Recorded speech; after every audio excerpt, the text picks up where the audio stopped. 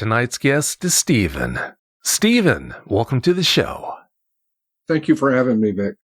Well, thanks so much for coming on. We appreciate your time. Stephen, please give us a brief bio on yourself. Well, I'm Native Alaskan on my mother's side, and my father is from Illinois. Lived all over the world because he was in the military. He grew up a bit in Belgium. French was my first language, and came back in the States, finished school, went into the military myself during the first Gulf War in the Air Force. Got out after 4 years there, came back up to Alaska to work for the pipeline. I did network and computer support for Alyeska, the Trans-Alaska Pipeline. Continued in the IT field up until my divorce in 1999, when I went back to school for foreign languages and anthropology. Enjoyed the heck out of that. I took French and Russian, and then went on to grad school at the University of Connecticut with neurolinguistics. I never finished that. They dropped the program. I wish I would have. Then I came back up to Alaska, went back to my village and worked out of Kotzebue, which is where my family's from, and I worked at the hospital there as a Unix and database support.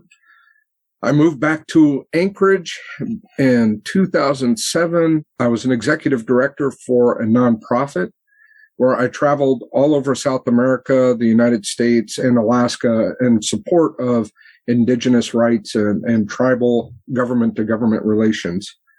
After that, I went sailing. I've been a sailor for 30 years and absolutely loved it.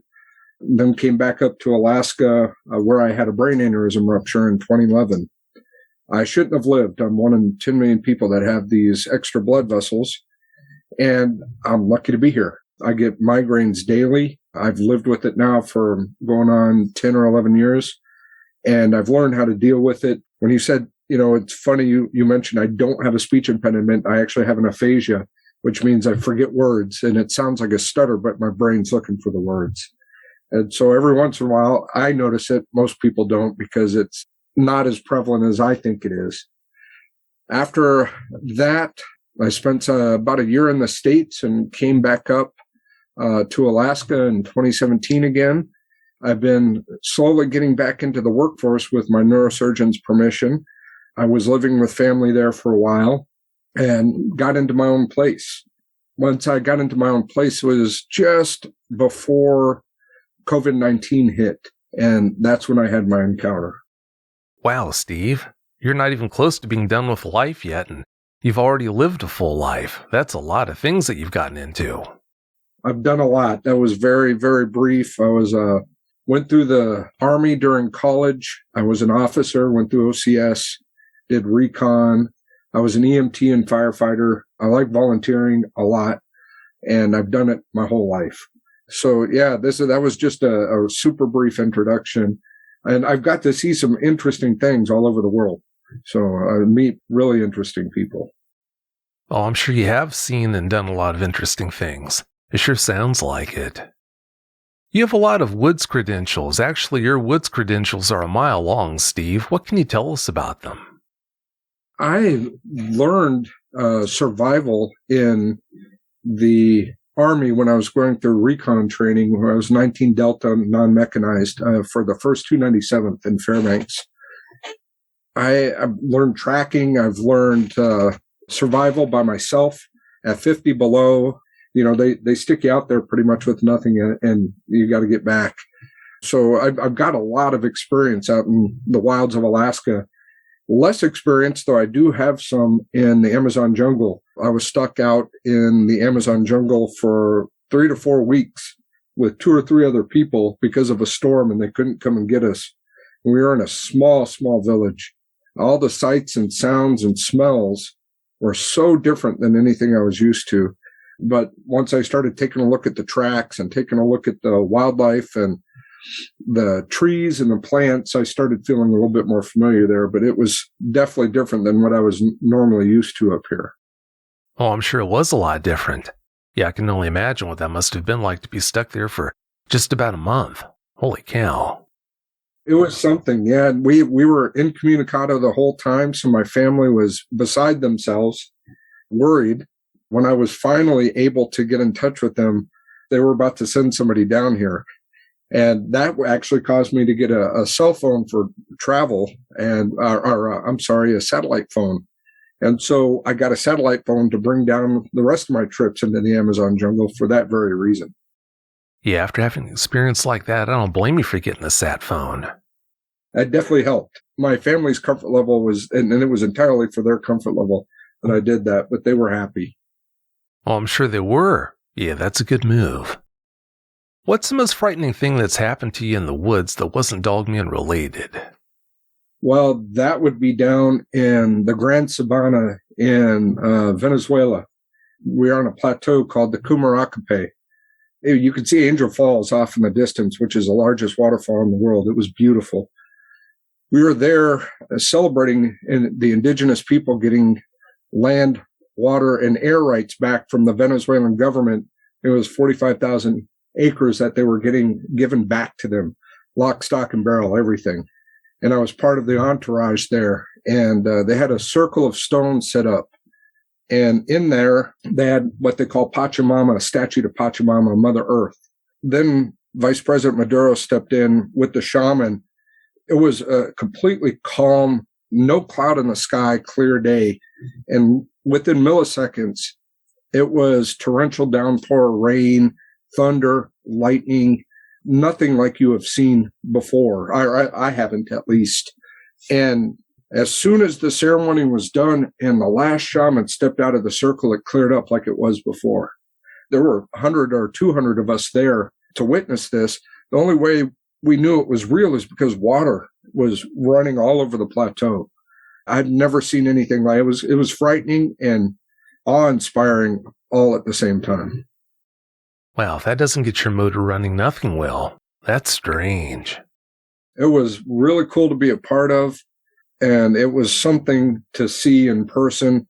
I've never seen anything before or since like it. Oh, I believe it. I don't think you ever will see anything like that again either. I enjoyed that trip. That was right after that is when we got stuck in the jungle for 3 to 4 weeks. It was a very interesting trip, to say the least. It sure sounds like it. The interesting thing, Vic, is that I wasn't frightened. I mean, it was awe-inspiring, frightening because it was completely out of the ordinary, but it didn't frighten me to my soul. Not like the Dogman encounter. That frightened me.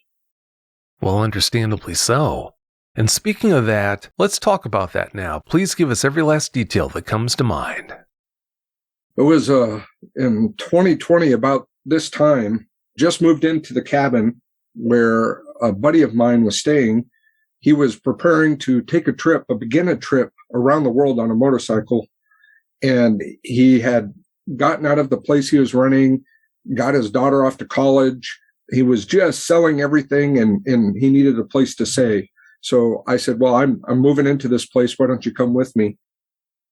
And that was in February of 2020. About 2 months later, April of 2020, it's dark in Alaska, and April is about the time when it starts, the light just keeps growing minute by minute, so we're getting 15, 18 hours of daylight.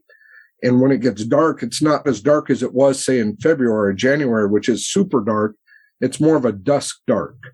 And as the summer continues towards the summer solstice, it gets lighter and lighter. So it was around this time in 2020 that my buddy was on his computer. I was on mine. I forget what I was doing on the computer, but I needed a break. And it must have been 11:30, midnight, when I said, okay, I'm going to step out, enjoy the nightlife and kind of the quiet. And we have 2 doors in this cabin, and my buddy is staying in this little room where I'm sitting now. And I was in the other room that doubles as a living room. And so I went out the back door, which is near the kitchen, that walks out into a fence. And as you walk out there, the fence, my cabin's surrounded on 3 sides by a fence that's about 7 to 8 foot tall. And the door opens up and there's barely enough room, I'd say about 5 or 6 feet to get out there. And so I open it up. There's very little snow at this time. Like I said, it's dusk out, but still highly visible. I'm enjoying the nightlife. It's quiet. There's no bug sounds, no cars moving much, especially, in April of 2020 when COVID hit. It was really quiet here. I've never heard any streets that quiet. So it was really kind of nice to get out there and just kind of enjoy the solitude. The cabin's maybe 20 or 30 feet long, and I walked at 20 or 30 feet, and I came around the corner to where his motorcycle and my car were parked, and I looked up across our little parking space. It's not very big.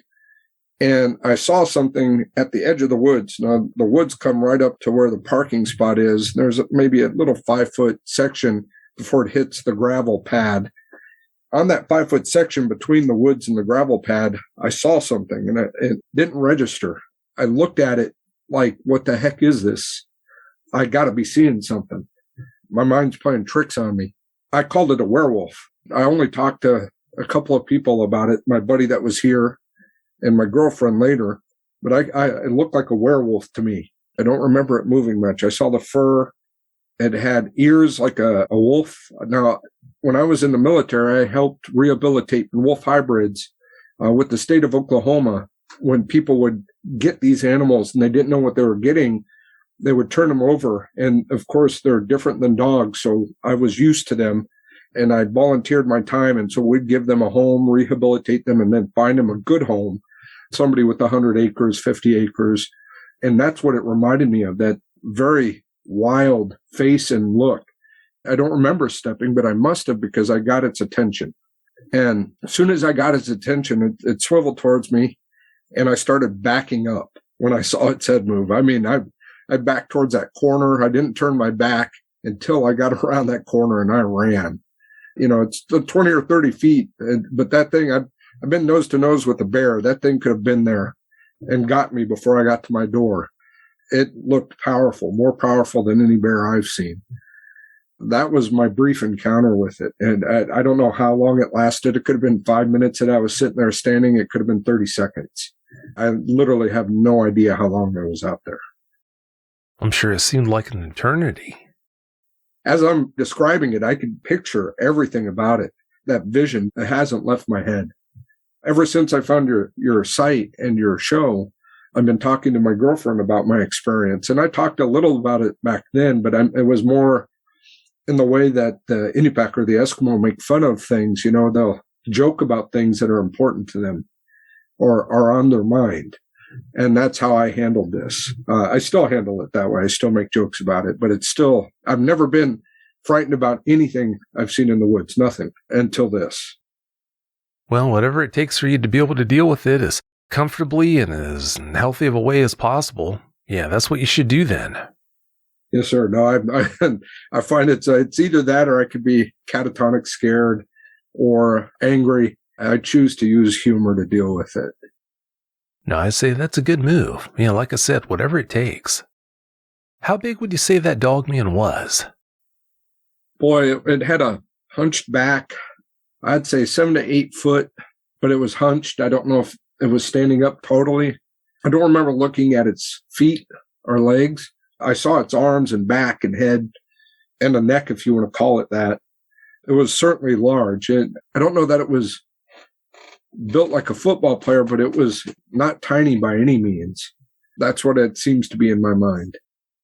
Well, it goes without saying, I'm sure that's a view you're never going to forget. No. I actually, after we first spoke, I went outside and showed my girlfriend exactly where I saw it. Said it was right there. I know exactly where it was, too, to this day. Oh, I'm sure that's also going to be etched into your mind. No, I get it. If you've had a Dogman encounter and would like to talk with me about it, whether in private or on the show, please go to dogmanencounters.com and submit a report. If you've had a Sasquatch sighting and would like to be a guest on one of my 2 Bigfoot shows, please go to mybigfootsighting.com and let me know. What kind of leg structure did it have? Well, the little bit that I saw, it looked like a dog just standing up on 2 legs. Other than standing on 2 legs, there was not much human about it. It shouldn't have been on 2 legs in my experience, right? With the structure that it had, it should not have been on 2 legs. Yeah, a lot of eyewitnesses say that when they talk about the Dogman they see. Could you see if it had a tail? I don't remember the tail. I don't know if it did or not, to be honest. When it turned its head, I was looking straight into its eyes. I don't know if you've seen wolf yellow eyes, but it was like that. They're literally wolf yellow. It's a very distinct color that you don't often see in dogs. You might see them in Malamutes or Huskies, the hybrid dogs that were recently interbred with wild animals, but I've never seen it like in a shepherd. I was a dog trainer back in the early 90s when I was in the military as another one of my jobs. I've worked with a lot of dogs around there, and the only ones I've seen with that are like the foxes, coyotes, and wolves, and mostly wolves. Now I know the color you're talking about all too well. When you looked into its eyes, did you see any emotion or intelligence? Intelligence. I certainly saw intelligence. I'm trying to think through exactly what I was feeling at the time when it turned its head, because I at that point is when my heart started racing. When I actually said, this thing is not a tree, it's not a bear, it's not a moose, because you're looking for antlers when it's a moose. You're looking for the hind quarters. And believe it or not, moose are more dangerous, in my experience, than bears. They'll charge you, and especially if there are any young around, they'll kill you pretty easy. And so this is what I was looking for. When that thing turned and looked at me, I saw the eyes and the muzzle, and the eyes certainly showed an intelligence above most dogs and wolves I've dealt with. There are some wolves that I've worked with that are highly intelligent. Much like a raven, they figure things out, how to get out of cages, how to slip off of a leash. They know how to push buttons, or they know how to get what they want. This one looked like as if I were looking at something that would hunt me, looking at me like I was dinner and figuring out what I was or what I was doing. It certainly was calculating in my mind. Oh, I'm sure it was calculating. Yeah, not easy to deal with. Not long after you had that encounter, strange things started to happen around your cabin. What more can you tell us about that? Well, so my cabin sits by itself on several acres. There's a couple businesses down the road from where I live, an iPlace and a rental place, a couple smaller businesses that I never see anybody there since COVID, as you can imagine.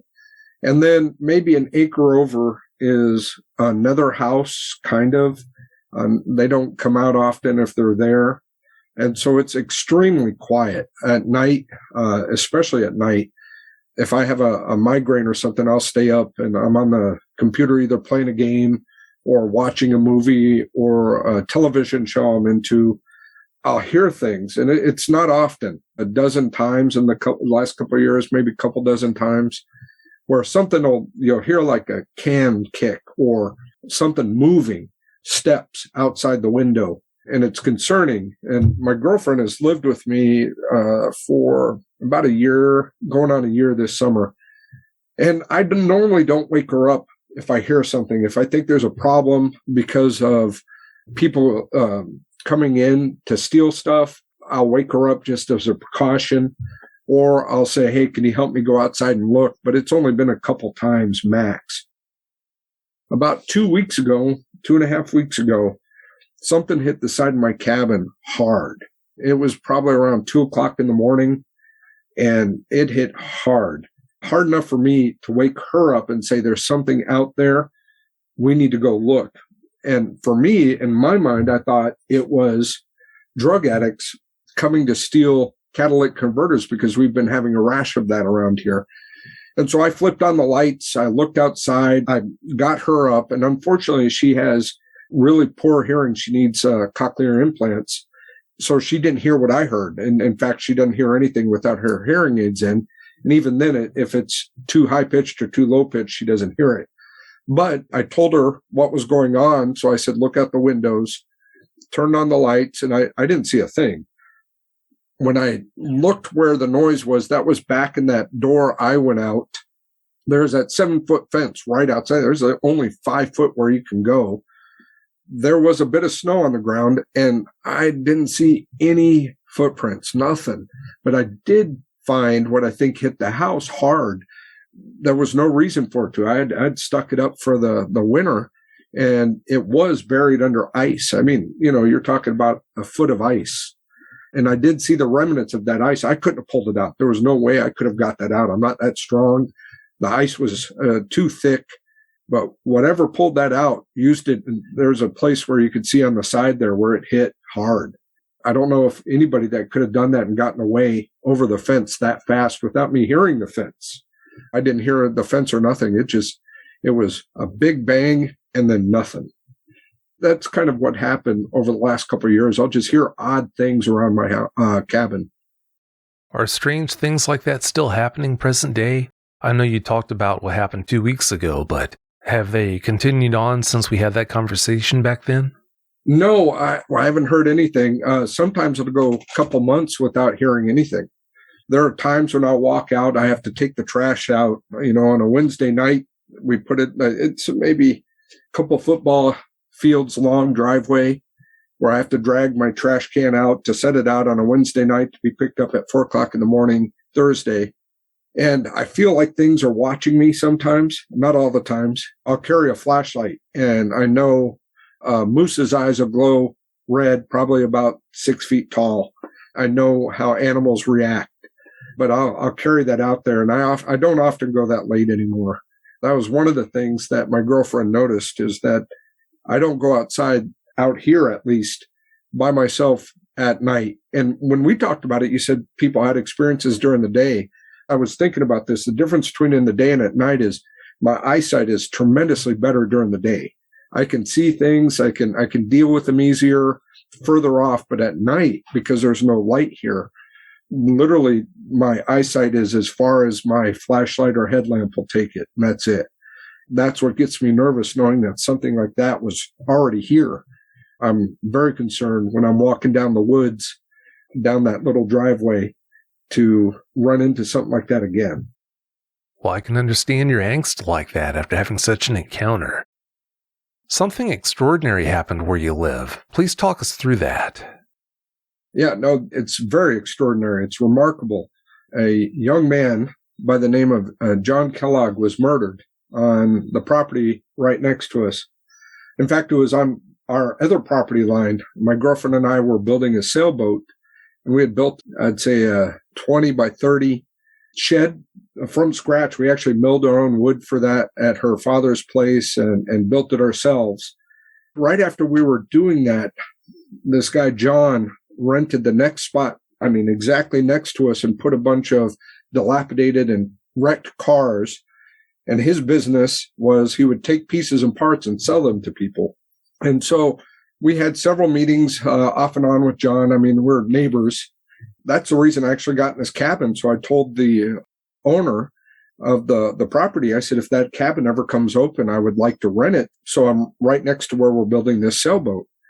Well, it must have been, they think it was December 25th, 2019, just before 2020, that John must have been murdered. There were a lot of odd things about that. There were no blood splatters. There was nothing to indicate that a person was murdered there other than they found the body. I talked to several detectives that's now in the cold case files. And I saw a detective here 6 months ago right outside the access gate there, because they have a closed gate with the fence around the property, most of the property. And so when I see somebody sitting out of there because of the odd things that have been going on, I often go up and confront whoever's there. I want to see who's sitting at this property. Last time I saw that, it was the detective, and they have no clue how this has happened. They put out flyers, they put out press releases asking for any leads on how this person died.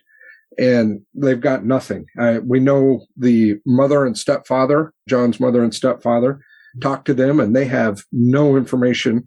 They've even shared more with us that the police literally have no clue how this person was murdered. If you're a betting man, how much would you put on the idea that it was that Dogman that killed that man? Boy, that could be the case. My thought was, and I told the police this, and I told the family this, being both an EMT and a soldier, I'm very familiar with wounds, head wounds, any kind of thing. I've been on a scene where people have gotten their neck sliced. I've been on a scene where somebody had an avulsion, a skull cap avulsion, which is, they were in an accident. It ripped off their skull. Blood's everywhere. Everywhere. And there's no hiding it. There's splatters on the sides of whatever's there. And our building was the closest there, and there was none. I went through with the police, and we did a forensic examination and found nothing. No bullet holes, no nothing. And so I told him I think he saw or witnessed something that he wasn't supposed to, and that's how he died. I don't think it was a gunshot because I didn't see anything that would indicate a gunshot. We walked by where the body was supposedly laying at the time. It was found later there on the property line, literally about 10 feet away from where we walked. And there must have been 2 inches of snow, not a lot at the time. Wind blowing. It was the 26th. My girlfriend was celebrating Christmas with me and my family. And my buddy that ended up staying in this cabin with me, we had put up from scratch. We built our own work table. And so I wanted to show the progress after we left our family Christmas party. And we came by here. We noticed an odd vehicle there with maybe, I would say, an inch, if that, of snow on it, not much. It was a little SUV that we're not used to seeing. We parked right next to it. Now, there's a camera system here. It's not a very good one, but there is a camera system that caught us there. We walked in. I showed her the place. We walked out. We didn't notice anything out of the ordinary. And it must have been a week or two later that we were contacted by the property owner, and he told us about the murder. And I told him exactly what I told you. I did not see a body. I didn't see anything that would indicate any kind of violence in that spot whatsoever. That body was placed there after we had left, in my opinion. There was nothing there. Yeah, it does make you wonder what really happened. I guess we're never going to know. It is so odd. Again, being an EMT, you end up on scenes where violence happens. And this one was an odd one, to be sure. And the reason they found this body is somebody did a welfare check, asked the police to go do a welfare check, and that's when they found the body. Yeah, sure does sound like an odd one. Yes, sir. Absolutely. There were 2 guests you heard on the show that really grabbed your attention. Please expand on that for us. So the guest that really grabbed my attention, and the reason I reached out to you, I don't talk about this encounter. I've talked about other things I've seen and done and witnessed and been a part of often. And I really don't care how I sound to people because I'm pretty empirical. This was a firsthand account. This isn't something that was told to me. This is something I experienced. So I'm able to talk authoritatively about it. Well, the encounter that I had with the Dogman, that was so profoundly personal that I don't talk about it often. In fact, outside of my girlfriend and my buddy that was staying here, hardly at all. One of my good friends that I'm actually starting a business with right now, he remembers me joking about a werewolf, but he doesn't know why. And I told him why after I spoke with you the first time, and he was shocked. He's known me for going on 15 years. So I went on your site. I don't know how I happened on your site. And then there was a link underneath the video on YouTube to your site. And I said, I'll go check it out.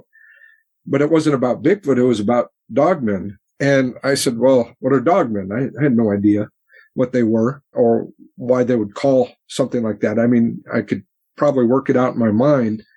But when I saw the pictures and saw everything on your website, I said, that's what I saw. I called it a werewolf. You have a link on your site that shows state by state where people can self-report incidents. And so I said, I wonder if there's anything in Alaska. And sure enough, there was a link to Alaska. There's a couple of states without links on them where people haven't self-reported. So I went to the Alaska one, expecting something up in Fairbanks or in Juneau. But the ones in Alaska are in the Matanuska-Susitna Borough. In fact, one of them is just right around the corner. The first one was a young lady that reported it back in 1998. And it's on Trunk Road. I don't live far from Trunk Road. I know exactly where she was talking about. I can go there right now and tell you where she was talking about running into this. And then the second one is what really got my attention. It was 6 months after I had my encounter that this person said they had their encounter. And it's off a road I go down all the time. I'm setting up a security system for a building there on Vine Road where this person reported his encounter. I know that place really well. It kind of, I wouldn't say emboldened, but it helped me make a decision to reach out to you. That right there to me is really important because there's now 3 different people in the places I'm at that saw this. I'm so glad you did reach out to me. It's made me feel better. I really appreciate our conversations and the ability to talk about it. Thank you. Oh, you're welcome. Your girlfriend hasn't seen a dogman, but does she believe you regarding your encounter? I think so. We knew each other in high school 30 years ago. I'm telling age by saying that, but we met up again probably about 5 years ago and just happened to be in a position in life where we started hanging out and dating. She knows my past. She knows my experience. I like to think she knows I'm a serious person when I want to be, especially when things need to get done. I joke a lot.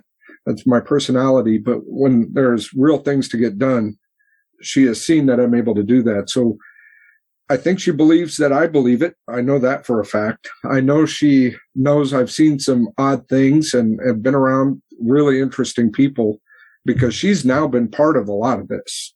One of the businesses we're starting up, we're going to get to meet people that I'd say 99.98% of this planet don't get to meet. And it's all because of the people I know, and they're introducing us to them. So she kind of gets the idea that, yes, I can be serious and I have serious experiences. But I don't know if she believes in the werewolf or dogman. I haven't asked her. I just talked to her about it. I hope she believes you. I do too. Yeah, no doubt.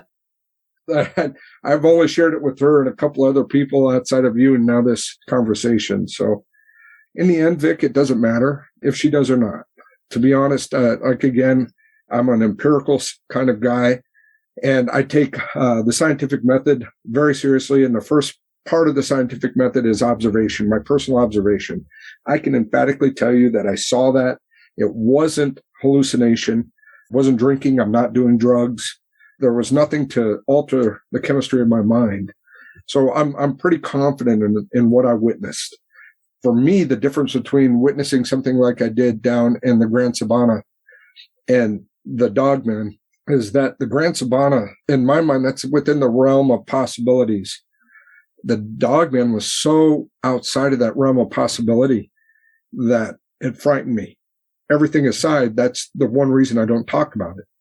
Now, whether you believe me, whether she believes me, my parents, whoever, it won't change the fact that I personally saw and witnessed that.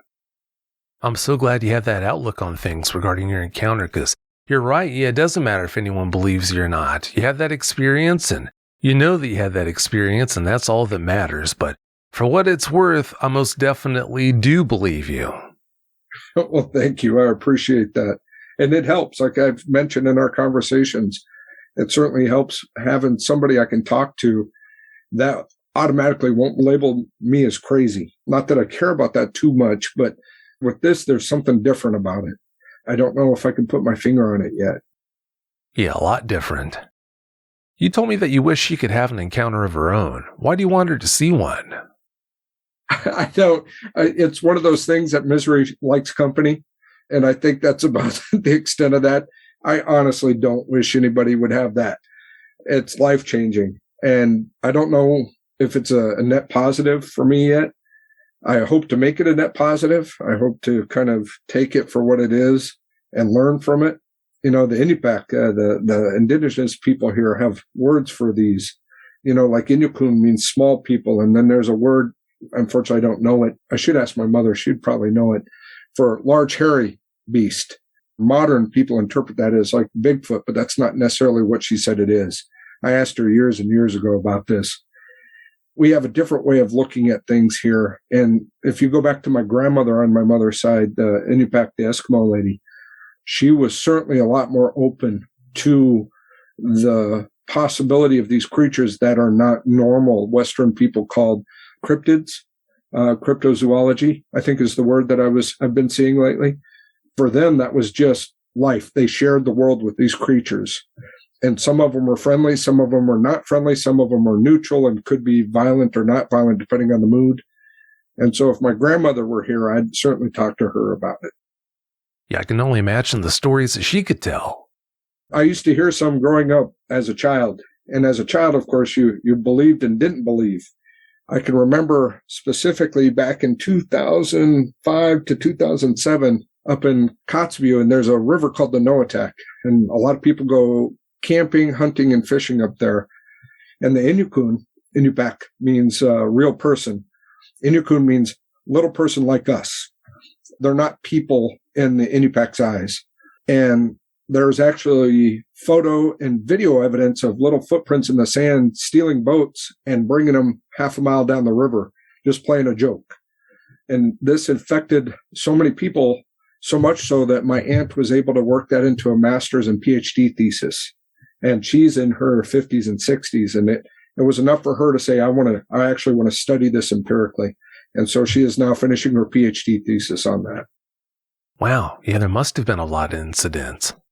Yeah, you can hear the elders talk about it. You can hear some of the younger people that have had encounters. They don't talk about it as much, but it certainly still happens out there, as evidenced by my experience. Yeah, I'd say so. I'm still unclear on this. How remote is your cabin, Steve? Well, it's not remote. It's just set off. So there's a highway right outside our cabin, maybe a quarter mile away. Between the cabin and the highway is a frontage road. Down the frontage road, right next to our cabin, there is an empty lot full of woods. That's at the edge of where I saw the Dogman, is on that empty lot. This wooded area extends all the way through the Matanuska Borough. There's always continuous woods somewhere here, other than getting across the highway. Even then, if you go in the right spot, you can pretty much slip across if you needed to. So my cabin's not remote. It's just set off. There's not a lot of housing around me, and this is one of the reasons I like it. One of the reasons we chose to build the sailboat there is because we wouldn't keep people up by working at 10 o'clock at night. It's pretty isolated in that sense, but it's not isolated in the sense that it's away from the city. In fact, the city line ends probably about a mile away from my cabin. It's a mile from the actual edge of the city. And the city's pretty large, but it's spread out. As I'm speaking to you now, I can hear cars on the highway in the background, but they're muted. They're not loud. But there's no people. I don't hear any sounds. There's no chainsaws going. There's no hustle and bustle from neighbors. We're pretty much by ourselves. Well, I don't blame you for wanting to have some distance between you and your neighbors. That's how I like it too, so now I get it. Yeah, no, that's one of the reasons like I said, we chose to build the sailboat here. And when I heard that the cabin might be coming up for rent, I spoke with the property owner, and that's how I ended up here. And outside of this encounter, it's been pleasant. You know, it's so quiet. We have a fire pit outside that in the winter we'll put some logs around in the pit. We'll sit, no matter whether it's snowing or whatever, we'll sit with a glass of wine and watch the fire in the snow. It's a really kind of a neat little spot. Not a lot of light pollution, so we can see the northern lights. It's really pretty. It sure sounds like it. And like I told you in the last conversation, I sure hope you get to the point where you're comfortable enough to sit out by that fire at night again. That'd be great. It would be. We were just talking about that earlier today. And it's been pretty much since this incident that we've not sat out there. We were both kind of mentioning that we hadn't been around this fire pit in a bit. And it literally was right after this incident that I have not gone out there. Yeah, it's going to take time. Well, it's about time for us to get out of here, Stephen. But before we do you have any closing comments you'd like to share? I don't know that I'd like to share anything. I'm just learning about this. Like I said, I found your site, and I've actually listened to a couple of other interviews. People find it fascinating. I find it fascinating. But anybody that's looking for this, I think they're looking for something they don't want to find. I'm always interested in finding things, and this is probably the one thing in my life that actually frightened me. And I've been nose to nose with bears, like I've told you before. A brown bear, I skidded to a stop trying to jumpstart a motorcycle, and his nose was on my helmet. I've been nose to nose with black bears. They haven't frightened me because I understand the rules of engagement there. This one, there was no understanding. I don't understand it, and that's why I'm frightened about it. And I think that's what the problem is that I think people think they would like it. I don't think they would. I would certainly caution about asking this into your life. That's for sure. Yeah, I can think of a lot of things that would be a lot more fun than having a Dogman encounter. I could think of pleasant things. Bora Bora, Tahiti, those things I would absolutely go after. But something like this, even that experience in the Grand Sabana didn't affect me like this. Even now when I'm talking about it, I get nervous and talk a little bit more. It's just the memory of it, especially when I'm sitting there trying to recall what I saw and I can picture it in my head. It's still as bright as it was 2 years ago. And I could see the eyes, I could see the muzzle, I could see the teeth, the fur around the head and shoulders and the arms. It certainly stuck with me. Oh, I'm sure it did. And also, I'm sure it's not fun to talk about, but like I told you in the first conversation we had, the more you talk about it, you're going to just benefit from it that much more. So I'm glad you're doing that. But having said that, Stephen, I want to thank you so much for coming on and sharing that experience with us. I really appreciate it. Thank you for your time, and thank you for all the work you've done with me personally. We've had several conversations, and it finally helps to get it out there and talk about it. Talking to you has helped me talk to my girlfriend about it. And I think those conversations certainly help me. I'm going to continue to do it with my girlfriend, and I'll reach out and talk to a couple other people. And if I have any more experiences of sounds and anything at night, I'll certainly let you know, because that's not the normal occurrence here. We don't get sounds at night. It's pretty darn quiet. Or you'll hear a rabbit or a moose kind of out in the brush, but that's the max extent of that. You don't get banging on the sides or things being thrown.